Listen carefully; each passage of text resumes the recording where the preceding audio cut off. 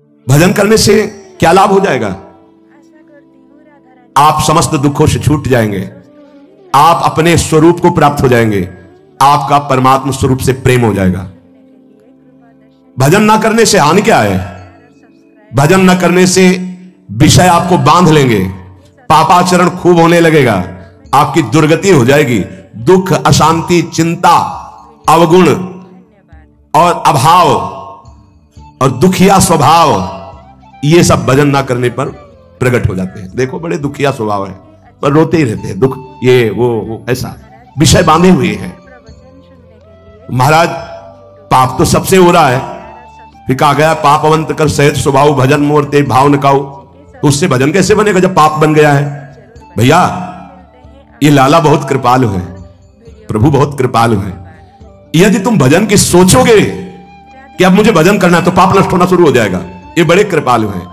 अपिचेत सुदुराचारो भजते माम अनन्य भाग साधुर्य समंतव्य सम्यक व्यवसिता हिस्सा। महान दुराचारी भी सोच ले भगवान की सिवा मेरा कोई कल्याण नहीं कर सकता, बस मैं उसे महात्मा बना दूंगा। जिसने इस संसार को बनाया वो बड़ा कृपालु है, करुणामय है। चिंता न करो, यदि तुमसे पाप बन गए हैं, भूल हो गई है, तो प्रभु का नाम जपने की सोचो केवल, तो पाप नष्ट होना शुरू हो जाएंगे। और नाम जब शुरू किया तो वो अवश्य, पर ध्यान रहे बहुत बड़ा स्टॉक जमा है पाप का। ये थोड़े दिन नाम जप करके अगर देखोगे कि ना तो नाम में मीठापन लग रहा है, ना नाम हमको सुख प्रदान कर रहा है लौकिक, ना हृदय में शांति, जलन बढ़ती जा रही, चुपचाप बढ़ाते जाना, नाम बंद मत करना, वो शुरू है पाप नष्ट होना। पूरे पाप नष्ट होकर जब हृदय निर्मल होगा तो नाच पड़ोगे, बीच में मत रुक जाना। बीच में जलन पैदा करेगा, बड़े अंदर आपको ऐसे लगेगा कि बहुत ऊबन हो रही, नाम नहीं करना और सब कुछ कर लेना, ये आपको मन प्रेरित करेगा, आप नाम पकड़े रहिएगा। तो नाम जप और सत्संग में कौन श्रेष्ठ है? नाम जप में और सत्संग में कौन श्रेष्ठ है? भैया सत्संग से नाम जप में प्रीति होती है और नाम जप करने से सत्संग समझ में आने लगता है, दोनों एक दूसरे के पूरक हैं। साधन को हरिभजन है कै सत्संग सहाय। सत्संग से नाम जप में रुचि होती है और नाम जापक ही सत्संग के सही अर्थ को समझ पाता है, सही लाभ को ले पाता है। तो महाराज हमारा कहने का मतलब कि भजन में अधिक समय लगाना चाहिए कि सत्संग में? तो जो नया साधक है उसे अधिक समय सत्संग में देना चाहिए। वाणी पाठ, शास्त्र स्वाध्याय, सत्संग में बैठा, ये सब सत्संग के अंतर्गत आता है। और जो अनुरागात्मिका भाव को प्राप्त हो चुका है उसे थोड़ा समय सत्संग में और शेष समय एकांत में व्यतीत करना चाहिए, आंतरिक चिंतन।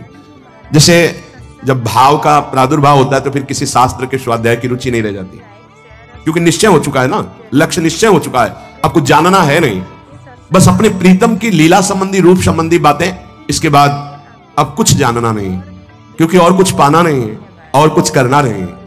अनुरागात्मिका भक्ति जब हृदय में बढ़ती है तो फिर इष्ट मिले और मन मिले, मिले भजन रस रीति, बस उससे चर्चा हुई और पूरा जीवन, पूरा समय एकांत चिंतन में, आंतरिक चिंतन में। शास्त्र और लोक व्यवहार ये सब अनुरागात्मिका भक्ति वाले को फिर आगे चलकर रुचते नहीं है, कुछ अच्छा नहीं लगता।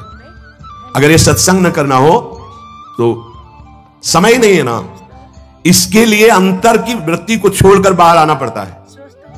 कोई शास्त्र, कोई लोक व्यवहार, ये सब उसके अंदर नहीं रह जाता जो अनुरागात्मिका भक्ति का उपासक होता है। जो प्रेम लक्षणा भक्ति का उपासक होता है, विविध शास्त्रों का स्वाध्याय करना, विविध प्रकार की वार्ता सुनना, ये उसका स्वभाव नहीं होता, उससे मन हट जाता है। बस आराध्य देव की वार्ता, आराध्य देव की सेवा, आराध्य देव का मंत्र, आराध्य देव का चिंतन, समिट गया। बाबा भजन करने में ये संचित कर्म बहुत बाधा देते हैं। क्या ये बात सही है?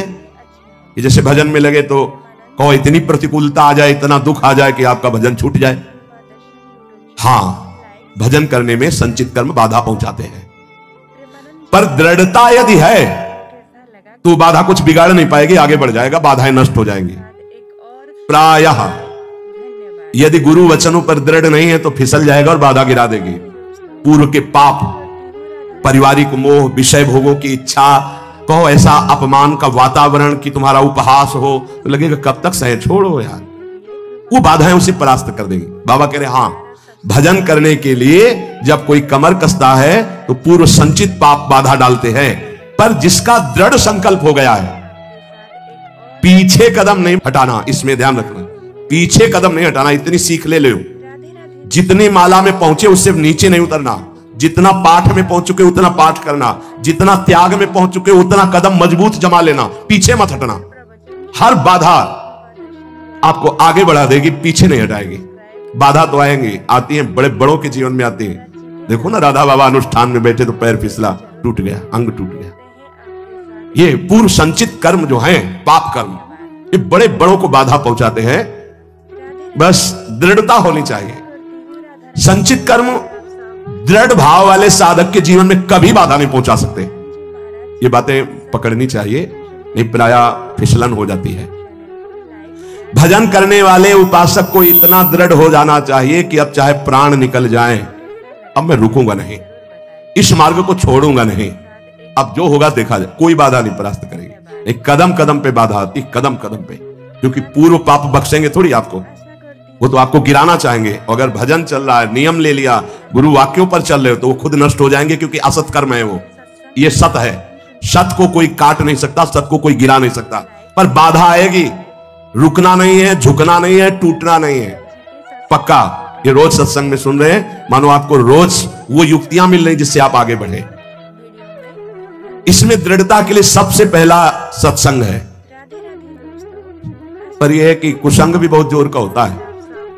यद्यपि सत्य के आगे कुसंग क्या है, पर आपको परिणाम में अगर बताएं तो 10 साल का सत्संग और 10 दिन का कुसंग, इतना प्रभावशाली। तो आप कहेंगे फिर सत्य का इतना धीमे प्रभाव पड़ता है, इसलिए कि बहुत जन्मों से हमारी इंद्रियां सब कुसंग में राजी रही है। जैसे इस बिल्डिंग को बनाने के लिए कितने महीने लगे होंगे, लेकिन इसको गिराने के लिए दिन चाहिए, केवल 1 दिन, 2 दिन, 3 दिन। बनने में वर्ष लगे होंगे। ऐसे ही साधना की ऊंचाई पर चढ़ने में समय लगता है, सत्संग की बातों को जीवन में उतारने में समय लगता है, लेकिन भ्रष्ट होने में नहीं होता। 5 मिनट में भ्रष्ट हो जाओ।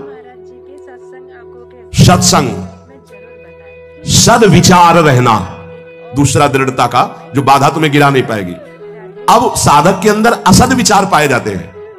ओखली पे सर रख दिया तो चोट गया, ये क्या गिनना। जब प्रभु के लिए जीवन अनंत जन्मों से भटक रहे हो, इसी में भटक रहे हो, बस समझ लो ये बाधा आई है तुम्हारे जीवन को बर्बाद करने के लिए। अगर लक्ष्मण रेखा से बाहर निकल गए तो मिट्टी में मिला देगी माया। मान लो प्रार्थना, अगर आप लक्ष्मण रेखा के अंतर्गत रहे, आज्ञा के अंतर्गत, तो बाधा तुम्हें परास्त नहीं कर पाएगी। नहीं तो जो दुर्गति का केंद्र है, आगे देख लेना, पर आप कह नहीं पाओगे, वो अंदर की मार होती है माया की। भजन करने वाले को संचित कर्म बाधा पहुंचाने के लिए आते हैं, पर बचा जा सकता है इसी से, सत्संग और सद्विचार। जीवन का हमारे जो बर्बादी का प्रभाव पड़ेगा पूर्व संचित कर्म, वो हमारे विचार बदलता है। ध्यान रखना, पहले बुरी दशा आने के पहले बुद्धि बदली जाती है। जब साधक का विचार बदलता है तभी घबरा जाते हैं हम, अरे अरे ये क्या। पर वो आक्रमण विचार में करता है, कर्म पहले विचार को बदलता है। यहां कह रहे सत्संग और सद्विचार, तुम्हारे अंदर असद विचार आने ना पावे। हे, कौन से मन से तुमने हां कहा, कौन से मन से तुमने भगवत मार्ग में उत्साह बनाया, कौन से मन से तुमने संसार से बैराग लिया। अब उस मन को क्यों भूल गए, दूसरा मन कैसे आ गया। मतलब पूर्व संचित पाप कर्म तुम्हें गिरा रहा है और तुम गिर रहे हो जानबूझ करके, पर हाथ नहीं पकड़ोगे तो गिरी जाओगे। हाथ पकड़ाने का मतलब कि मेरे मन में तो आ रहा है कि मैं ऐसा कर लूं, पर आपकी क्या आज्ञा है। बिल्कुल अवसर नहीं देता साधक, आपकी क्या इच्छा है अवसर नहीं देता। सीधे बात, मैं ये नहीं करूंगा, मैं ये ऐसे मैं तब हंसी आती है। अरे पुरुष संचित कर्म, तू मेरे से बलवान निकल गया, जा घसीट ले जा, आप क्या कर सकता हूं। मेरी कबड्डी के खेल में आउट हो गया है, नहीं पकड़ पाऊंगा। अगर उपासना में आपका प्रवेश है तो एक प्रार्थना मान लीजिए हमारी, आपका मन कह रहा है कि मैं खाऊंगा, मैं भोगूंगा, मैं देखूंगा, मैं ऐसे चलूंगा, मैं ऐसा, तो आप छूट दे दो गुरु को और इष्ट को कि प्रभु। एक बहुत बड़ी महान वक्ता हुई रबिया जी, ऐसा उन्होंने कहा था कि प्रभु यदि मैं स्वर्ग मांगू तो नरक भेज देना, जो मैं मांगू मेरी बात कभी पूरी ना करना। क्या, तो हम कम से कम इतनी तो गुरु को इष्ट को जगह दे दे। महाराज मेरा मन कह रहा है कि मैं भोगों में जाऊं, मेरा मन कह रहा है संसार में जाऊं, मेरा मन कह रहा है मैं ये नहीं कर पाऊंगा, आपकी क्या अनुमति है, आपका क्या स्वरूप है, आप क्या आज्ञा करते हैं, इतना तो जगह रखो। आप तो जगह ही नहीं रखते, पूरी लाइन क्लियर कर देते हैं, कोई अधिकार ही नहीं देते। नहीं, मैं ऐसा नहीं करूंगा, मैं ये नहीं कर पाऊंगा। तुम कुछ भी नहीं करने लायक हो।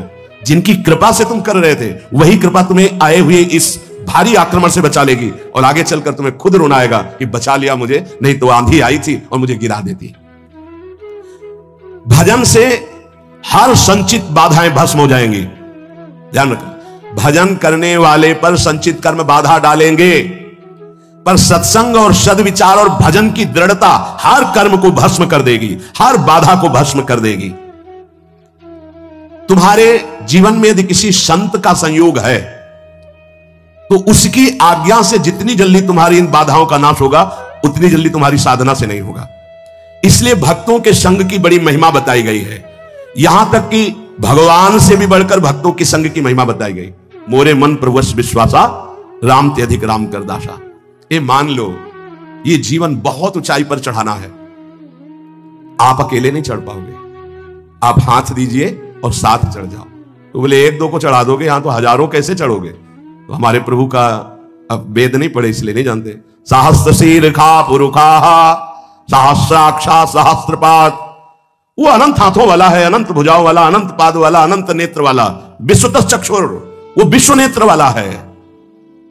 अरे वो तुम्हें ऐसे गोद में लेकर पहुंचा देगा, तुम्हें चढ़ने नहीं पड़ेगा। उसकी करुणा दृष्टि हो जाए तो लूला लंगड़ा सुमेर पर्वत को पार कर जाए।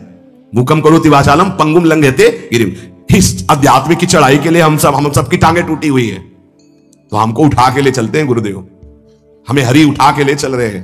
पहाड़ लंघवा दिया, ये काम क्रोध लोभ मोह मद मत्सर, ये बड़े बड़े पहाड़ हैं, ऐसे लंघवा दिया। मुंह को होई वाचाल पंगु चढ़ई गिरिवर गहन। सही पूछो तो इस चढ़ाई पर चढ़ने लायक नहीं।